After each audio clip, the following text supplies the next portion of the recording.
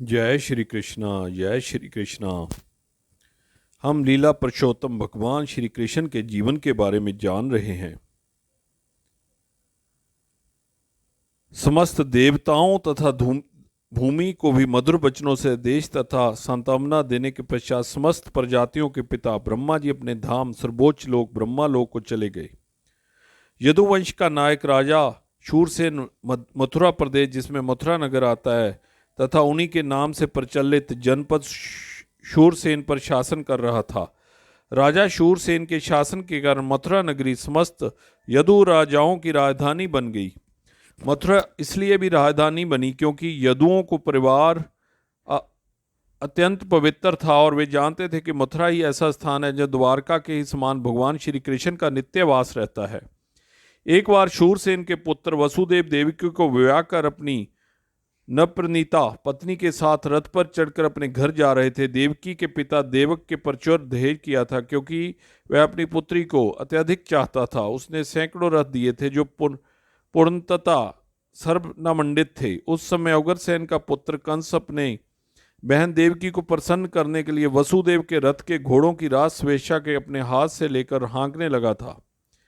वैदिक सभ्यता की प्रथा अनुसार जब कन्या का ब्याह होता है तो उसका भाई अपनी बहन तथा अपने बहनोई को उनके घर ले जाता है। नवविवाहिता कन्या को अपने पिता के परिवार का विछोह न खले, इसलिए भाई उसके साथ तब तक जाता है जब तक वह अपनी ससुराल न पहुंच जाए।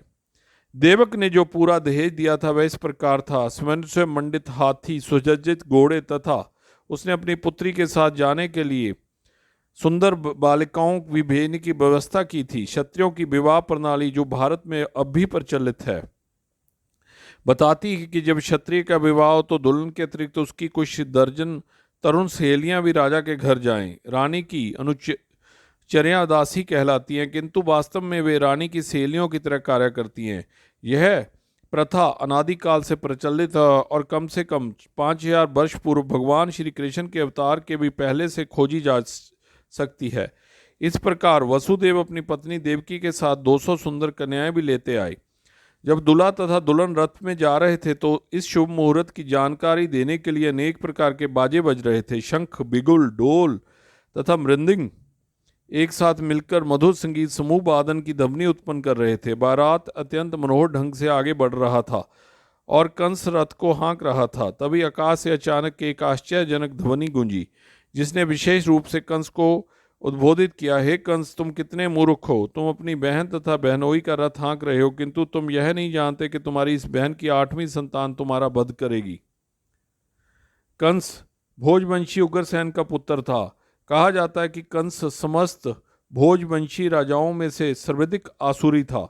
आकाशवाणी सुनते ही उसको देवती के केश पकड़ लिए और उससे अपनी तलवार से मारने जाने ही वाला था। वसुदेव को कंस के इस दुर्व्यवहार पर आश्चर्य हुआ तो वे अपने इस क्रूर निर्लज साले को शांत करने के लिए उद्देश्य से अत्यंत तर्क तथा प्रमाण सहित इस प्रकार बोले: हे मेरे प्रिय साले कंस, तुम भोजवंश के सर्वाधिक प्रसिद्ध राजा हो और लोग तुम्हें महानतम योद्धा तथा परकर्मी के रूप में जानते हैं। आखिर तुम इतने क्रुद्ध क्यों हो गए कि अपनी बहन को उसके विवाह के शुभ अवसर पर ही मारने के लिए उद्यत हो गए हो?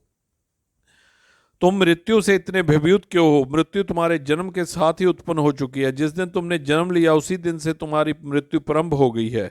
मान लो कि तुम इतने वर्ष के हो तो इसका अर्थ यह हो कि तुम पहले ही इतने वर्ष मर चुके हो। तुम हर पल हर क्षण मर रहे हो, तो फिर मृत्यु से इतना क्यों डर रहे हो? अतः मृत्यु अवश्यभावी है। तुम चाहे आज मरो या 200 वर्ष बाद, तुम मृत्यु से बच नहीं सकते।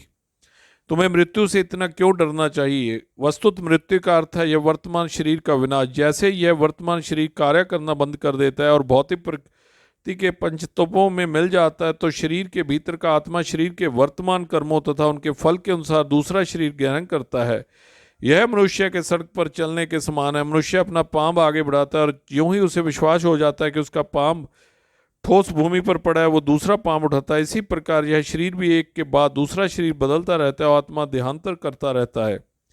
देखो ना कितनी सतर्कता से पौधे का कीड़ा एक टहनी से दूसरी में जाता है। इसी प्रकार जब उच्च अधिकारी यह निर्णय लेते हैं कि अगला शरीर कैसा हो तो जीव अपना शरीर बदल लेता है।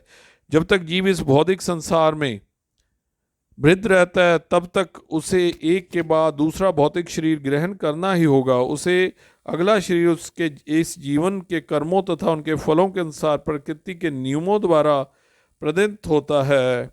जय श्री कृष्णा, जय श्री कृष्णा, जय श्री कृष्णा।